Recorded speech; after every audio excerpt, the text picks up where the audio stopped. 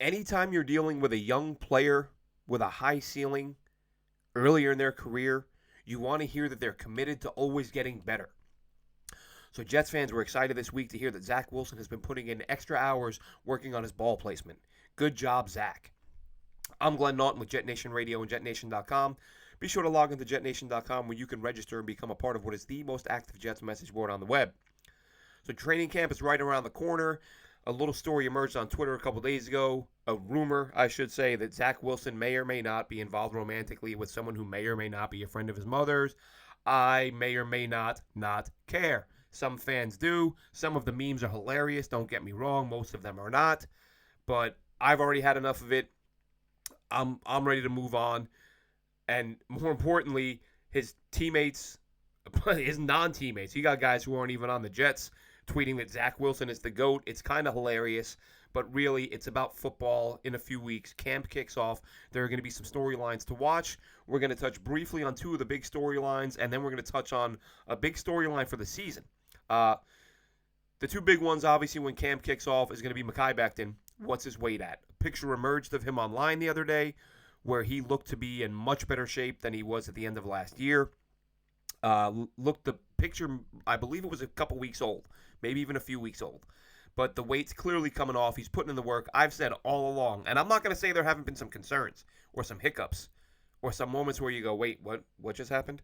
There have been a couple of those. But by and large, my take the whole time has been Mekhi Becton will drop the weight. Mekhi Becton will come in and absolutely dominate. And the fans who ripped him for the past 5, 6, 7, 8 months are going to go into hiding. Or they're just going to pretend they never ripped him. And they're going to say, loved him all along. Been one of my favorite guys from day one. But this is the nature, this is the nature of people, right? So Mekhi Becton's going to come in. He's looking good now. He's got a few more weeks to drop more weight. Does Mekhi Becton win that left tackle job back? I've been saying all along I think he does. But really, honestly, giving it some more thought, as good as George Fant was there last year, and with Elijah Vera Tucker moving to the right side, it's entirely possible the Jets are looking at this and saying, we want Becton and AVT side by side. A couple of road graders, maulers, whatever you want to call them, those guys can toss bodies up front. You put them side by side and run right all day, you're going to have yourself a pretty good time. So while I think Becton will play at a high enough level that you could justifiably put him at left tackle, I think he may end up at right tackle. And there's nothing wrong with that. There's no wrong answer to this. And I think really for the good of the team, Fant has been a better player on the left side than he has on the right. So, and Becton, as we've mentioned before, played the right side in college. I think that Fant on the left, Becton on the right, regardless of how Becton plays, could be how things end up playing out. And I don't think that's a bad thing. The other big story that people are going to follow in camp is going to be Zach Wilson.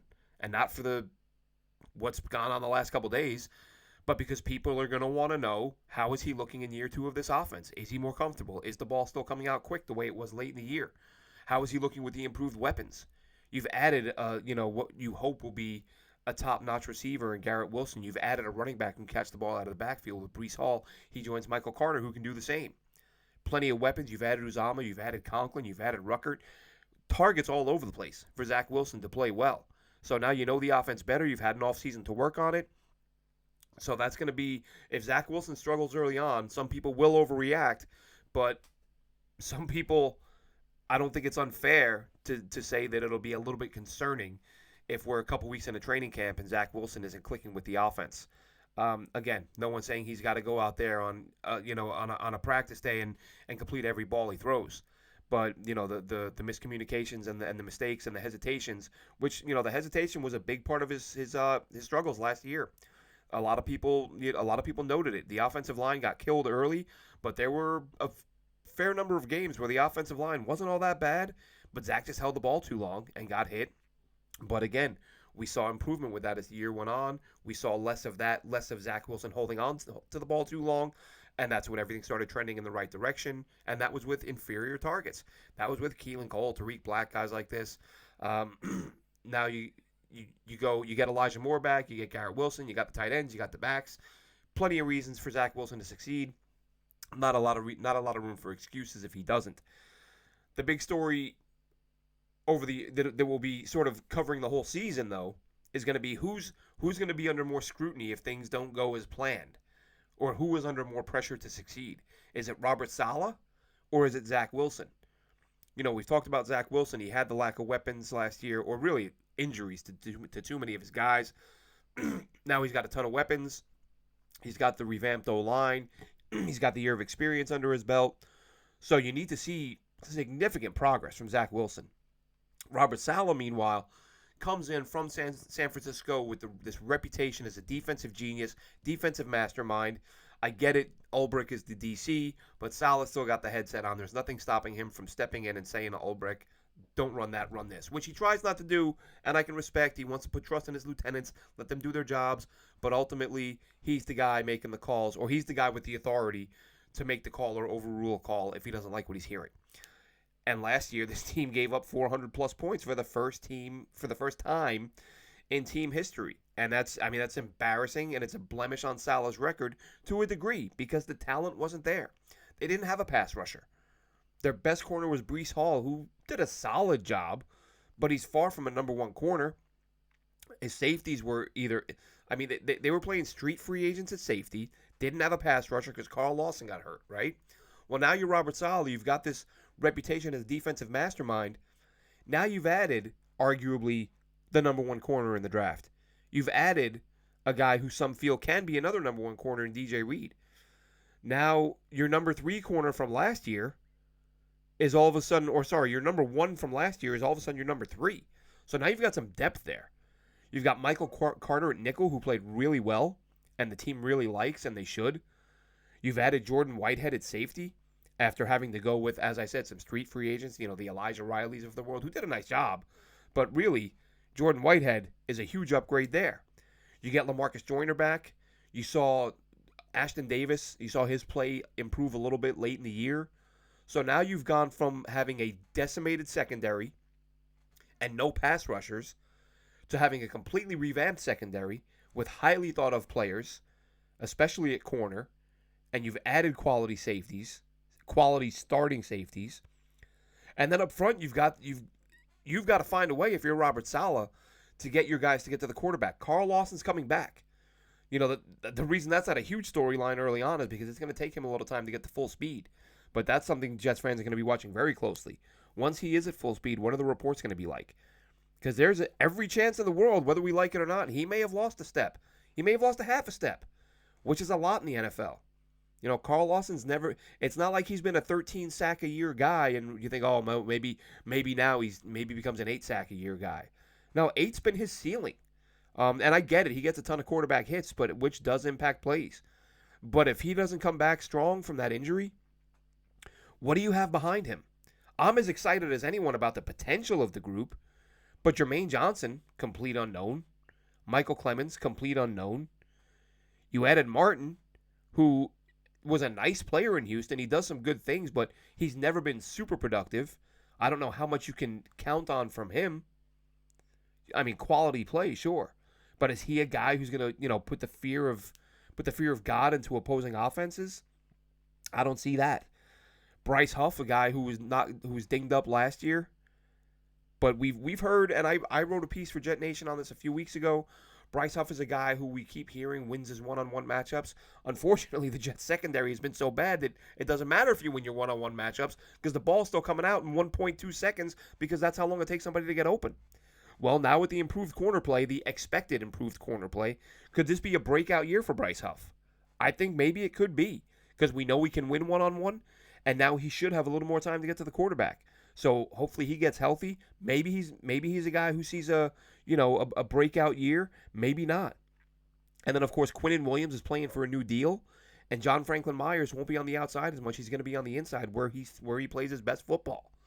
So Robert Saleh, justifiably, in my mind, rightfully so, got a pass for last year.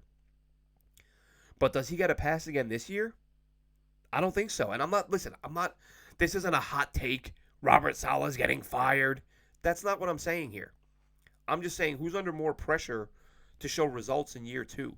Is it Zach Wilson with his improved weapons and another year of this offense under his belt? Or is it Robert Saleh with a brand new secondary and, multiple pass rushers? They didn't have a pass rusher last year, at least off the edge. And between Carl Lawson, Jermaine Johnson, Michael Clemens, Bryce Huff, you have to get one of those guys, at least one, producing, getting to the quarterback. And with Quinnen Williams and John Franklin Myers on the inside, you should be able to create some mismatches on the outside. So Robert Saleh's got an opportunity to make this team much better in a short period of time on defense.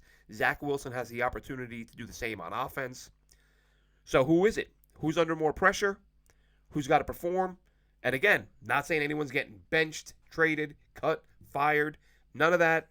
If you've listened to me long enough on JetNation Radio, on this channel, you know I don't do the hot takes. I don't do the clickbait, who's due to go next. No, just asking the question, because I was just thought I had the other day. Like who's under more heat right now? Who has been given more to work with to expect a bigger jump? Personally, I think it's Saleh, because even though he is the rookie, or was the rookie head coach last year, his experience as an NFL coordinator and his success as an NFL coordinator tells you that he knows the job a little bit better than Zach Wilson knows his. So they're both going to be under pressure. Fans are going to be upset if either or both fail. I don't expect that. I think we're going to see a much improved defense this year. I mean, Jesus, if you don't see a much improved defense this year with all the talent they've added, then they're in big trouble. But I think offense and defense, we're going to see a lot of improvement. Will that add up to more wins? We'll have to wait and see. But camp's around the corner, folks. A lot more coverage coming. Sorry we've been down for a few weeks. But I'll tell you what, this time of the offseason, this slowest time of the year. We're not going to throw out content just for the sake of having something out there. Kind of waiting for something noteworthy, something to actually discuss. There will be more coming. Check out JetNation Radio on iTunes, on all your podcast platforms. Dylan Terraman, hosted by Alex Varallo, NYJetsLife24 on Twitter, at NYJetsLife24 is Alex Varallo, at D Terraman on Twitter to follow Dylan. Give them a follow. Check out JetNation. Check out the forums. As I said, most active forums on the web. And great time, great place for Jets fans to join and talk Jets football. And we'll be doing a lot more of it in the very near future. That'll do it for this quick one. Have a good one, Jets fans.